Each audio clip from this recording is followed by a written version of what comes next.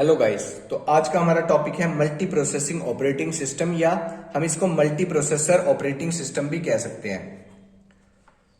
अब multi processing operating system या multi processor operating system होता क्या है? हमें नाम से ही पता चल रहा है। मल्टी प्रोसेसर मतलब इसमें मल्टीपल प्रोसेसर्स होते हैं। इसमें क्या होता है, अगर हमारे पास एक जॉब है, वो एक प्रोसेसर के ऊपर ज्यादा लोड डाल रही है, हमारा एक प्रोसेसर उसको अच्छे से एग्जीक्यूट नहीं कर पा रहा, तो हम मल्टीपल प्रोसेसर यूज करते हैं जिससे कि हमारे सिस्टम की परफॉर्मेंस इंक्रीज हो सके और हम उस जॉब को मल्टीपल जॉब्स में डिवाइड करके मल्टीपल प्रोसेसर्स को दे सके और वो मल्टीपल प्रोसेसर्स उस जॉब को एग्जीक्यूट करें।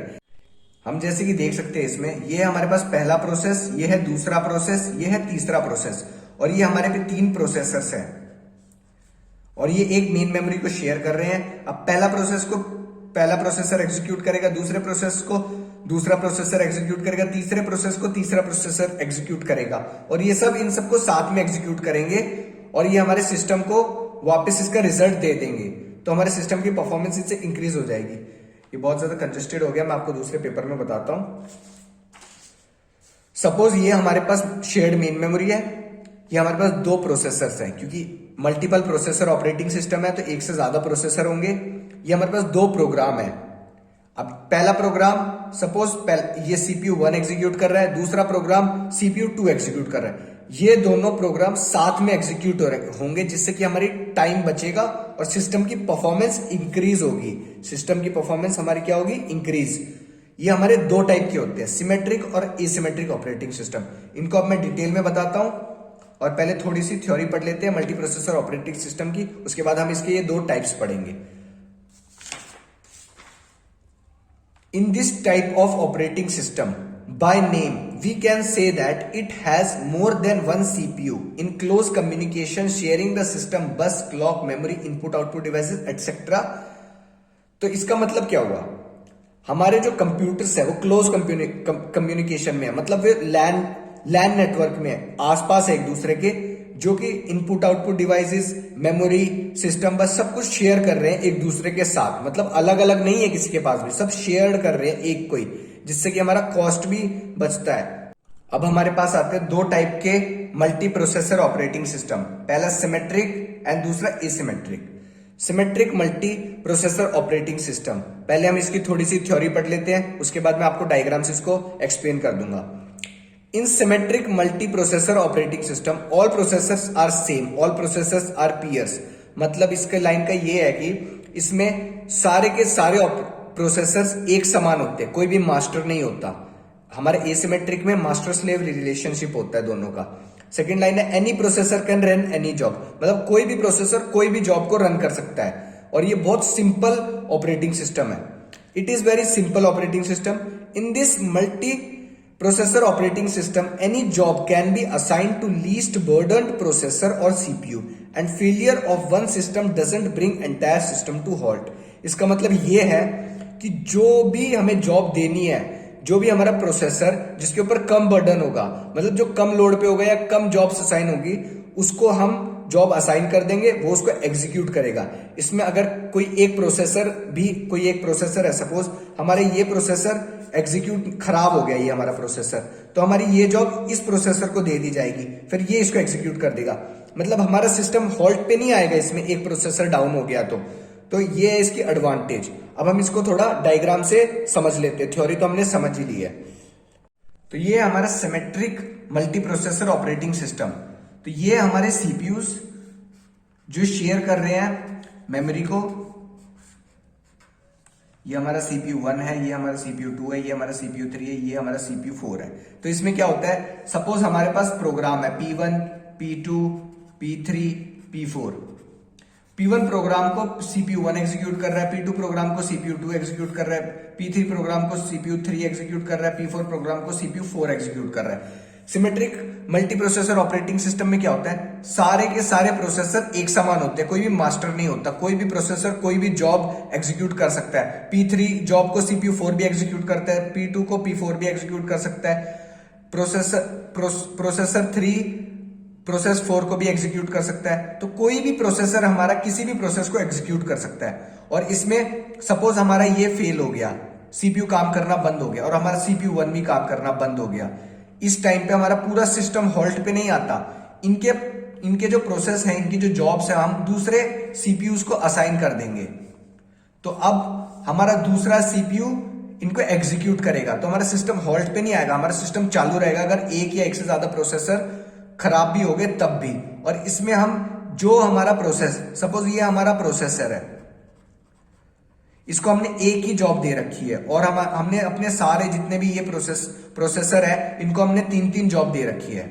तो ये हमारा लीस्ट बर्डन है, मतलब इसके पास सबसे कम जॉब है, तो हम इसको अपनी नेक्स्ट जॉब इसको प्रोवाइड कर देंगे। तो हमने वही थ्योरी में पढ़ा था। अब हमारा अगला मल्टी प्रोसेसर ऑपरेटिंग सिस्टम है asymmetric multi processor operating system.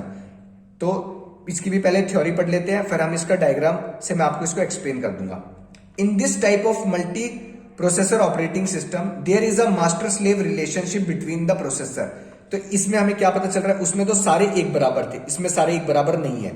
एक सीपीयू हमारा मास्टर की तरह बिहेव करेगा और सारे स्लेव की तरह बिहेव करेंगे। मतलब हमारा मास्टर सीपीयू डिसाइड करेगा कि किसको कौन सा प्रोसेसर दे, किस प्रोसेसर को कौन सी जॉब देनी है।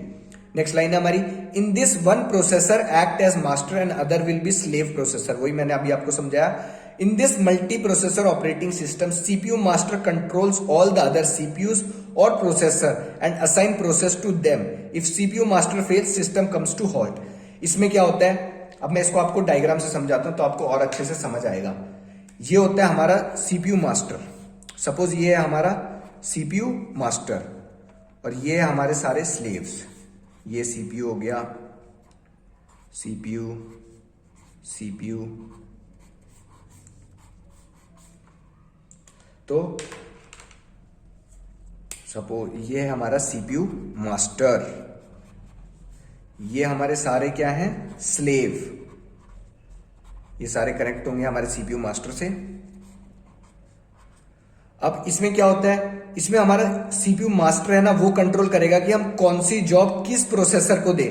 हमारे पास P1 जॉब है, अब हमारा सीपीयू मास्टर चाहता है कि ये जॉब, ये सीपीयू 1 हो गया, सीपीयू 2 हो गया, सीपीयू 3 हो गया। अब हमारा सीपीयू मास्टर चाहता है कि P1 जॉब चली जाए सीपीयू 2 के पास, मतलब प्रोसेसर 2 के पास। तो P1 को सीपीयू 2 एग्जीक्यूट करेगा। सपोज हमारे पास है P2 जॉब है दूसरी, और अब हमारा सीपीयू मास्टर चाहता है कि इस जॉब को सीपीयू 3 एग्जीक्यूट करे, तो P2 जॉब को सीपीयू 3 एग्जीक्यूट करेगा। तो ये सारा काम कौन हैंडल कर रहा है, हमारा सीपीयू मास्टर। अब सपोज हमारा सीपीयू मास्टर ही खराब हो गया तो हमारा सिस्टम क्या हो जाएगा, हॉल्ट पे आ जाएगा। ये इसकी डिसएडवांटेज है, यही हमने अभी थ्योरी में पढ़ा था। In this multi processor operating system CPU master controls all the other CPU or processor and assign process to them. यही हमने देखा यहाँ पे। If CPU master fail system comes to halt. ये था इफ अगर हमारा सीपीयू मास्टर फेल हो गया तो हमारे सारे सीपीयू को कोई प्रोसेस नहीं मिल पाएगा, जॉब नहीं मिल पाएगी, तो हमारा सिस्टम हॉल्ट पे आ जाएगा, मतलब हमारा सिस्टम भी खराब हो जाएगा। हम देख लेते हैं अब इसकी एडवांटेज और डिसएडवांटेज। एडवांटेज क्या है, इंक्रीज रिलायबिलिटी। रिलायबिलिटी कैसे इंक्रीज हो रही है, जैसे हमारे इसमें एक सीपीयू फेल हो गया, दूसरा सीपीयू फेल हो गया, तो इनकी जॉब्स हम दूसरे सीपीयू पे ट्रांसफर कर दे रहे हैं। उसकी वजह से हमारी जॉब्स एग्जीक्यूट हो रही है, सिस्टम हॉल्ट पे नहीं आ रहा, मतलब हमारा सिस्टम रिलायबल है। वो कोई भी एरर आने के बाद भी हमारे जॉब्स को एग्जीक्यूट कर रहा है। तो ये हो गई increase reliability. Increase throughput. Throughput कैसे इंक्रीज कर रहा है, पैरेलल प्रोसेसिंग कर रही है। पैरेलल प्रोसेसिंग क्या होती है, सारे प्रोसेस को एक साथ एग्जीक्यूट कर रहा है, मतलब रन भी कर रहा है और फिर एग्जीक्यूट कर रहा है, टाइम नहीं ले रहा है, परफॉर्मेंस इंक्रीज कर रहा है हमारे सिस्टम की। P1 को CPU 1 कर रहा है, P2 को CPU 2, P3 को CPU 3, P4 को CPU 4। तो इससे हमारा सिस्टम पैरेलल प्रोसेसिंग से सारे प्रोसेस को एक साथ एग्जीक्यूट कर रहा है, जिससे कि हमारी सिस्टम की परफॉर्मेंस इंक्रीज हो रही है। ठीक है, तो increase throughput. Better utilisation of resources. Resources की बेटर यूटिलाइजेशन कैसे हो रही है, शेयर्ड मेमोरी हमारे पास, इनपुट आउटपुट डिवाइसेस भी शेयर हो रहे हैं, मतलब ये सारे डिवाइसेस को शेयर कर रहा है, तो रिसोर्स यूटिलाइजेशन ज्यादा हो रही है। एक के बाद एक, एक के बाद एक, एक के बाद एक के बाद एक, सारे एक दूसरे रिसोर्सेज को यूज करते रहेंगे तो वो ज्यादा यूटिलाइज हो रहे हैं। अब आगे इसकी डिसएडवांटेज, ये कॉम्प्लेक्स है, मतलब ये कठिन है। Need large memory. Main memory तो भाई लार्ज चाहिए होगी, क्योंकि इतने सारे प्रोसेसर्स एक मेमोरी को शेयर कर रहे हैं, तो लार्ज मेमोरी चाहिए होगी, तो ये दिक्कत है। एक्सपेंसिव। एक्सपेंसिव तो है ही है, इतने सारे प्रोसेसर्स लाना, इतनी बड़ी मेमोरी को लेना बहुत एक्सपेंसिव होगा, तो ये है एक्सपेंसिव। तो ये था हमारा मल्टी प्रोसेसर ऑपरेटिंग सिस्टम। ठीक है, होप करता हूं आपको समझ में आया होगा। लाइक करें, सब्सक्राइब करें, थैंक यू।